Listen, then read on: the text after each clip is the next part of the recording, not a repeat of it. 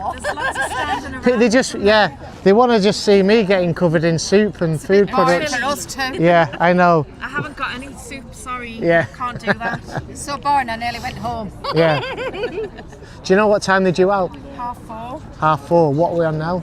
21 minutes past. 21 minutes. Okay, if you want some drama, they're coming out in 9 minutes. 9 minutes, Boil the alright? kettle. Don't hold me to that. Yeah, go and put the kettle on, make a brew. This is the Northern Echo.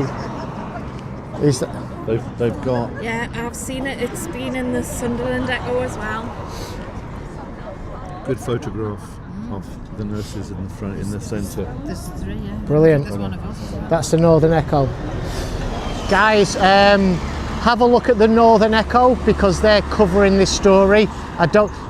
Obviously I've just seen a headline there, but if Lisa can maybe put a link up to the Northern Echo on the group and have a look at how they're reporting on it, because they've been very neutral with the language.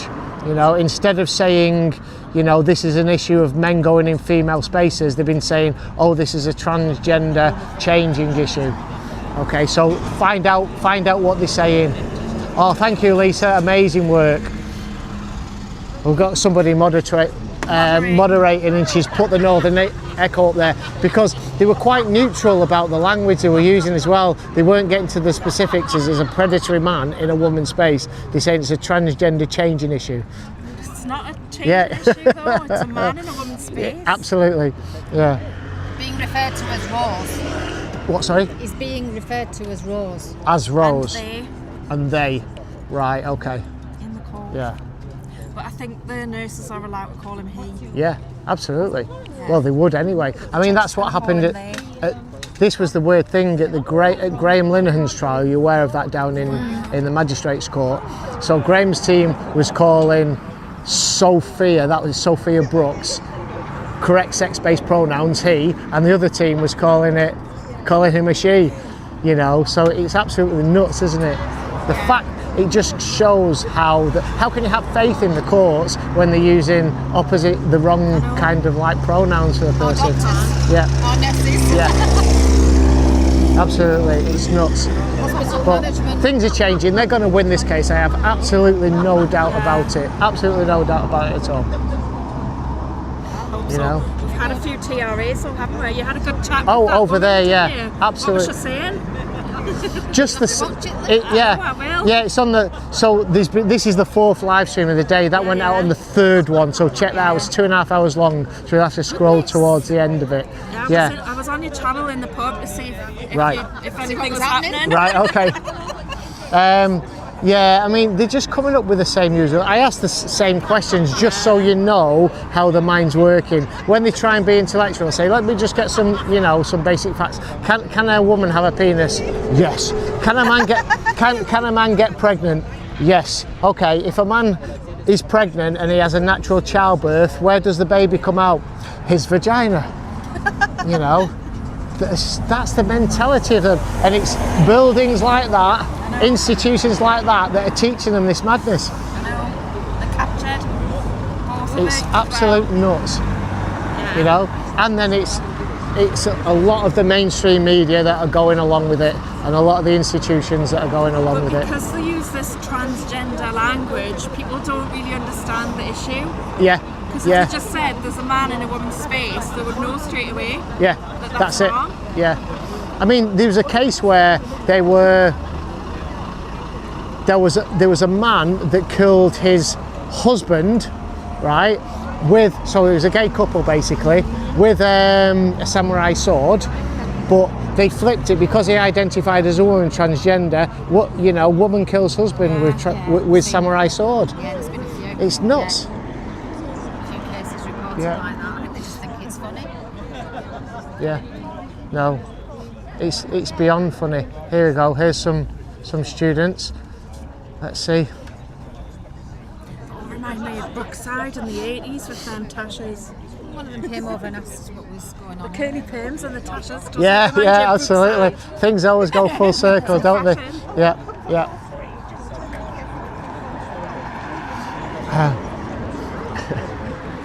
Oh, never mind. Yeah. What did they say anything? Didn't say anything. One of them had been over earlier. Yeah. And asked what was going on. Yeah. So one of them, Sometimes it's difficult to gauge. I mean, I've been doing this for quite a few months now. It's difficult to gauge what they're thinking. You know, there's been some of them that, you know, I think I'm going to get a right mouthful off them now. And And they they're fine. were fine. And then vice versa.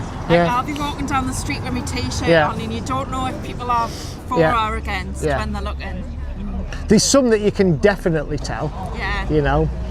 Usually, I always say never trust a woman with a septum piercing. Never.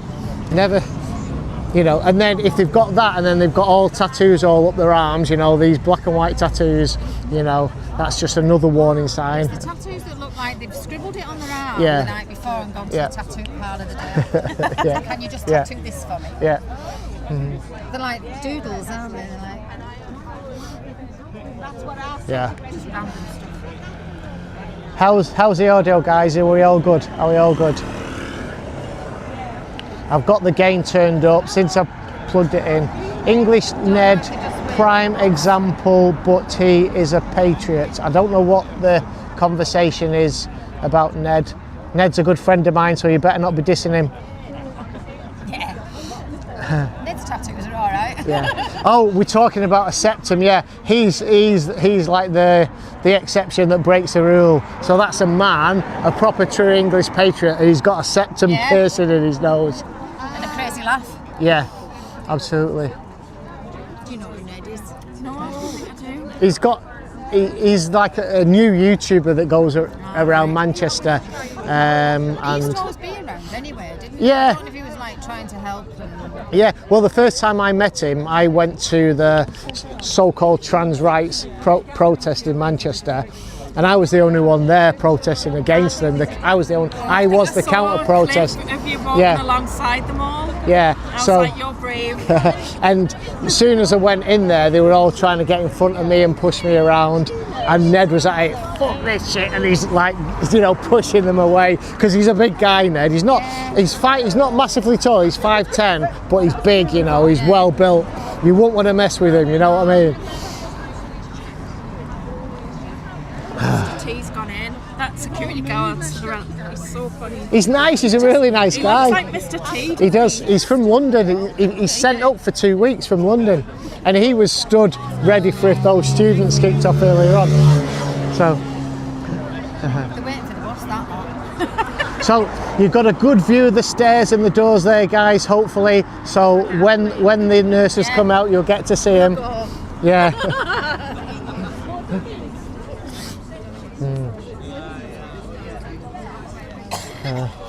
If I just spin you around or shot, I'll give you a 360. So you've got all the ladies in the ladies groups here. Little doggy there. Everybody likes dogs. Is your dog camera shy? She might try to eat your mic. Yeah. That's Molly. Molly goes to all the... Molly, is it? Right, okay. Turf dog. A turf dog. And then there's the turf pug as well, isn't there? Got a pug somewhere. Oh, over there. Yeah, you can. I think you can see Kelly J. Keane in the distance there with the dog. And Rose. Rose. Yes.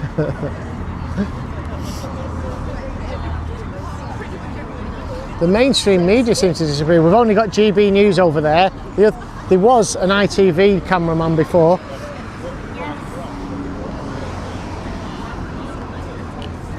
I think it just, Got a big lens. yeah. Do you feel like it's a bit of a clash of the generations as well? Yeah. I do.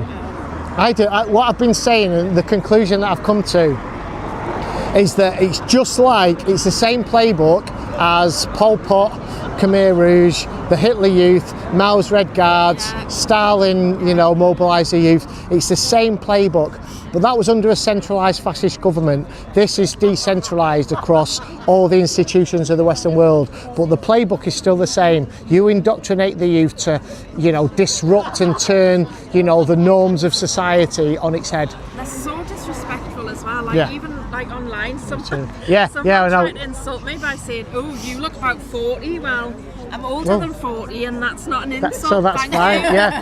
Yeah. You know, as if. Yeah.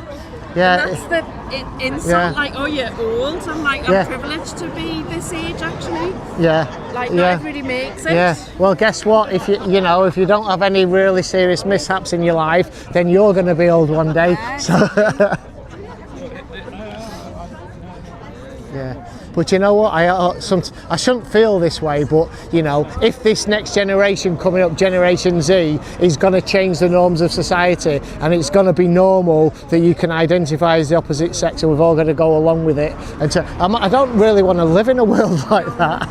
Well, I've heard that the next generation coming through, I can't remember which Generation Alpha. They're rejecting it.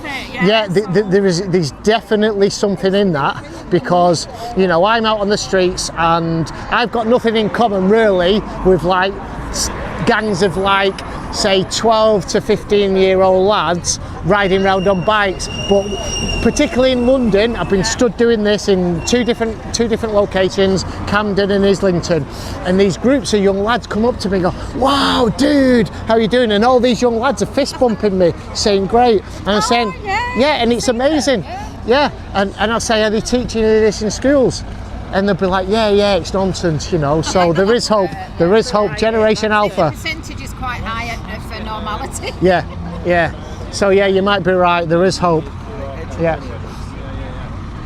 Well, they can't keep it up, can they? No. Surely. Well, it doesn't stand up. Yeah, it's a fad, isn't it?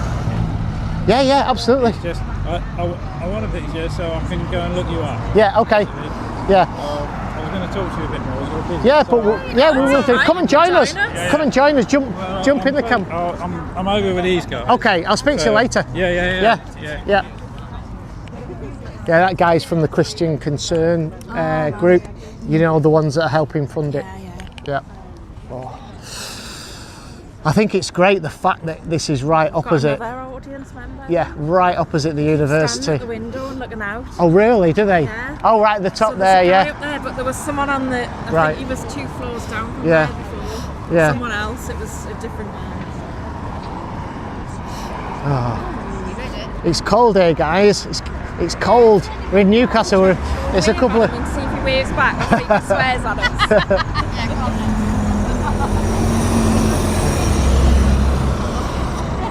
Nah, he's on his phone. Right.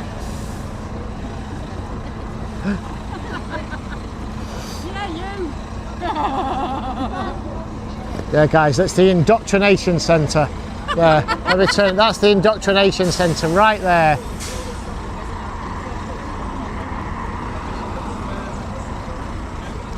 Well, that's the thing in Newcastle. There's 2 universities Is there? in the Right, city okay, centre. So right. there's Northumbria, which is that building, but then there's Newcastle, which is just round the they're interspersed. Like Right, okay. They're not at other ends of the city even. Right. The All in buildings. this Yeah. area, aren't they? Yeah. Are you guys here tomorrow? No, I can't come tomorrow. I'm just imagining there's not going to be a lot of people here I tomorrow. think Kenny J's coming back. Is she? Right. But because I'm here for another day. Yeah. So I'll be here tomorrow, then going back Friday.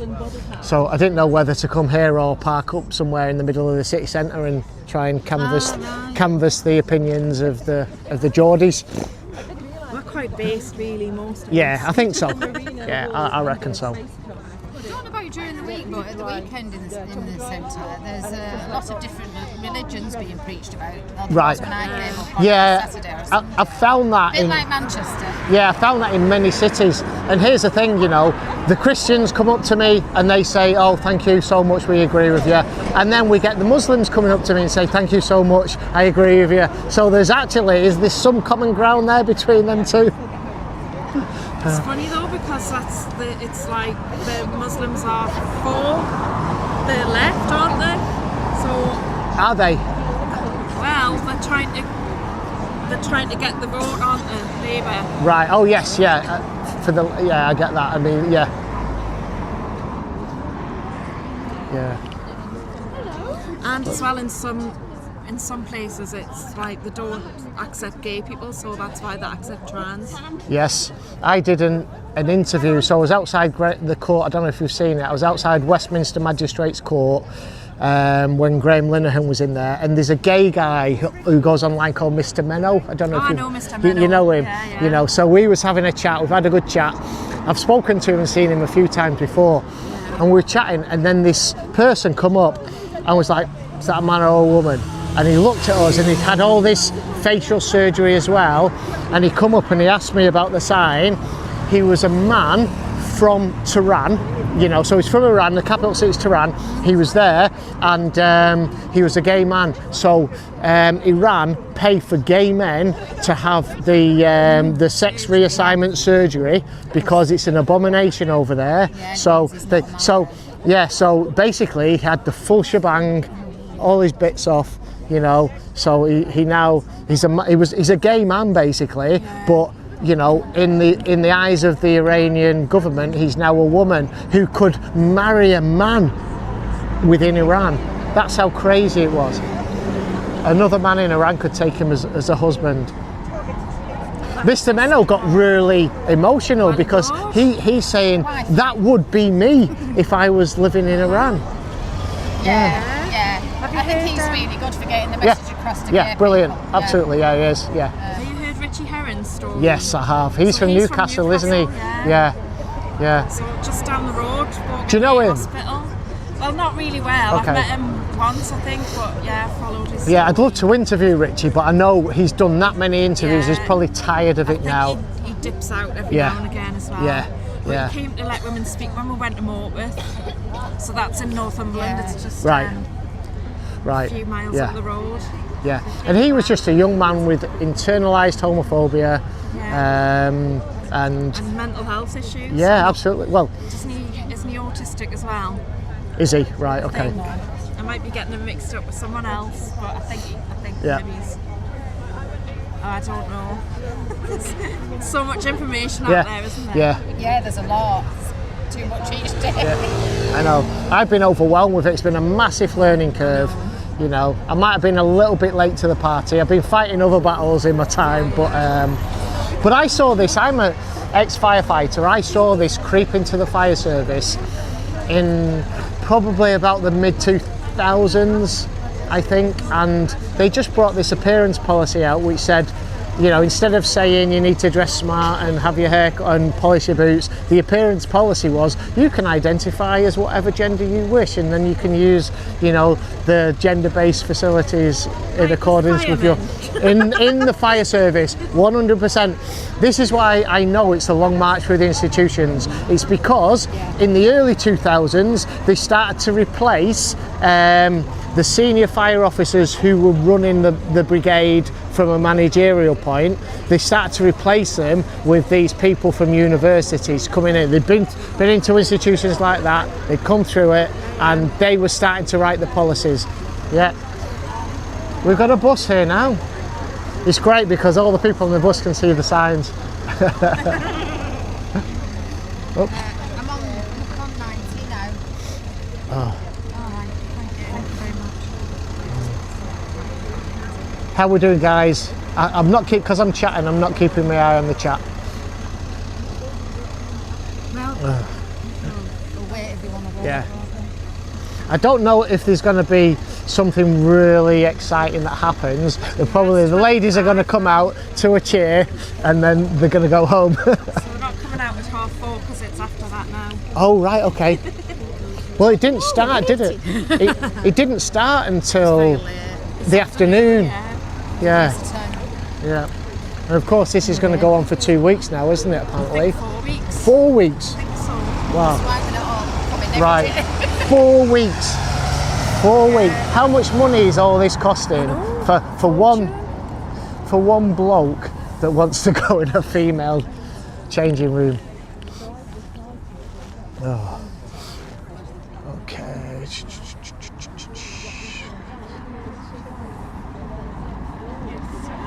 Somebody said 3 weeks. They read online that it might go on for 3 weeks. Or maybe they don't know exactly because. Yeah. Are you going to be in London for the 199 Days Later March? I've been to London so many times. It's a long way to go from here, isn't it? It's only 3 hours on the train. Oh, is it? Oh, that's not bad. Yeah. And if you book in advance, it's still expensive, but it's about £100 if you get an advance ticket. Oh, that's much more expensive than from Manchester. Yeah, well, it's further. Yeah. But if you don't book it well in advance, it's 200 easy. Wow. That's right. for return. But Yeah. So it's from Manchester now, or from Stockport. So I'm like 10 minutes down the line from Manchester. It's just over 2 hours now, so that's really quick. And I think you can get a ticket one way for about 40 quid. It's about 100 quid return. 45 quid, 46 quid or something there. It's not that much cheaper then. No. Right, yeah, so you were saying like 100 quid return. Yeah. Right, okay, yeah. In fact, it cost me close to that. In fact, it was about 104 quid, I think, to Newcastle and back. Yeah. So I've been to Let Women Speak in London like every month since about May or something. And I went to the Tony Robinson thing on the 30th. Yeah, I was down there for that as well. And I've just come back from the Battle of Ideas. Right. So, How did that go?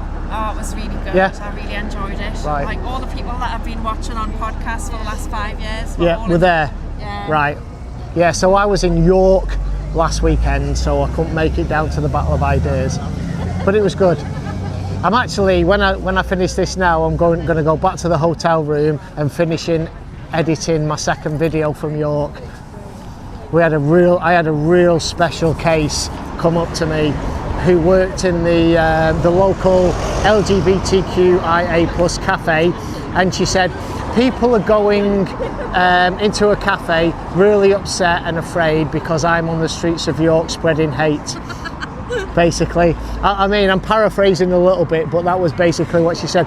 And she was going to follow me and escort me all around York until I leave. She's going to be telling people about me, and you know that I'm a transphobe and spreading hate. So, and she was quite clever because she knew she was on camera, so she thought she'd say all the right things, but I eventually got her to divulge her inner self, you know, and she started talking about Charlie Kirk, and now she's happy now that he's no longer on this planet and nobody should be mourning him. So I'm going to make her internet famous. I'm going to make her famous. No humanity there? No, none at all. So what she said, you're in York, which is a city full of love and inclusion, okay, and then the next minute, nobody should mourn Charlie Kirk. I'm happy that he's no longer on this planet, and I'd be happy one less person like him on this planet. See what's wrong with that though, can there? Yeah. That's a problem. So, yeah, I'm going to she's called, what was her name? Grace. Eventually, because Sue was my wife was shopping around York, and Sue ended up chatting to her. Cheers, mate, thank you. And she said, oh, my name's Grace. And then I said to her, right, I'll put my boards away, let's go in your cafe and have a chat, you know. Oh, well, people might not be safe. I said, so would you refuse to serve me? Oh, well, I wouldn't be able to refuse to serve you because, you know, for your beliefs. I said, well, no, because you'd be breaking the Equality Act 2010. But she said, I've had permission off the street rangers to follow you all around, all around York. Yeah, that's what she said, yeah. And so I thought, well, what's good for the goose is good for the gander. If you can follow me around, I could follow you around. So anyway, after I finished and we went back to the hotel, we were going out for something to eat in the city. So I thought, right, it didn't take me long to find out where a cafe was. So I turned up at a cafe. And it was actually, there's a shop downstairs, a bookshop, and a cafe upstairs. So I opened the door and I went, hiya, Grace. I said, I was just passing by, I've come to say hello. Yeah, I was excluded. Oh, dear. I think you should get out of here, blah, blah, blah. So, and I didn't, you know, I wasn't provocative. I didn't turn up with my phone, it was in my, or a camera, it was in my pocket. But as soon as she started giving me grief, I took my phone out and started to record her. And they went, yeah, so that's going to be in the video as well. When's that up? I'm going to be editing it. I'm going to edit it today when I get back. It's going to be in 2 more parts. The first part of York is already out, and I've got an hour, 15 minutes of footage, so I've got to break it up into 2. So probably Thursday night, Thursday, then Saturday, I think. I'll Never do. turn the telly on. I always watch stuff like this. Well, that's it. I mean, we are the media now. Yeah, You know? Like watching TV, it's Yeah. just full of propaganda, Yeah. isn't it? Or the TV goes on, it's YouTube that Yeah. goes on it. There's nothing interesting. on Grace TV. needs God's grace, I'd say. I'm not going to put up the name of the cafe as well, because that'd be kind of like doxing. I'm not going to do that, because I've taken pictures outside of it.